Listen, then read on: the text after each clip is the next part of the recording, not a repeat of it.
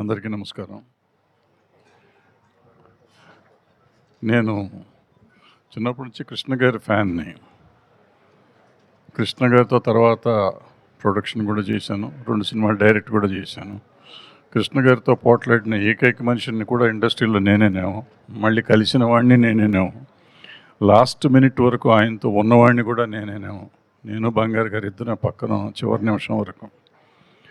So చాలా కుటుంబం, బంగారు కృష్ణ గారి కుటుంబం అంటే నేను పార్ట్ ఆఫ్ ద కుటుంబం. ప్రాబ్లీ ఇంటి పేరు అయి ఉండొచ్చుకోవచ్చు, రక్త సంబంధం లేకపోవచ్చు, కానీ నేను కృష్ణ గారి కుటుంబం అంతా ఒక కుటుంబం. ఇవాళ కృష్ణ గారు లేకపోయినా, కృష్ణ గారు 60 సంవత్సరాలు అయింది. 1965లో ఆయన మొదలెట్టారు ఆయన ప్రయాణం, సినీ ప్రయాణం.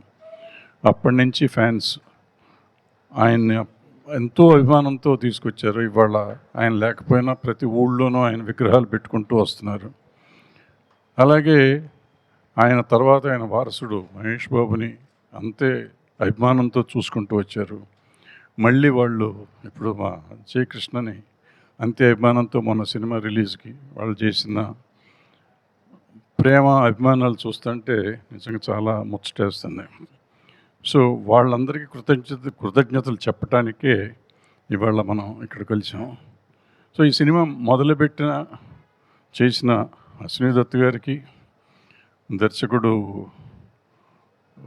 అజయ్ భూపతి గారికి, ప్రేక్షకులందరికీ, అభిమానులందరికీ పేరు పేరున కృతజ్ఞతలు తెలియజేయటం అనేది ఈ సభ ముఖ్య ఉద్దేశం.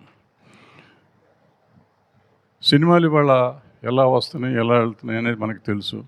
మనం చాలా రకరకాల సమయం ఉంటుంటాయి. రిలీజులు చూసుకోవాలి, రిలీజ్ అపోజిషన్స్ చూసుకోవాలి. సరే, అవన్నీ ఇప్పుడు చర్చించాల్సిన విషయం కాదు, కానీ బట్ ఒక ఆలోచన అనేది ఇండస్ట్రీ చేయాల్సిన అవసరం ఒకటి ఉంది.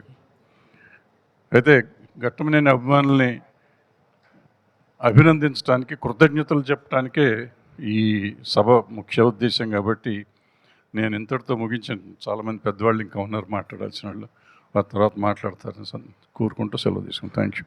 Thank you sir, thank you very much.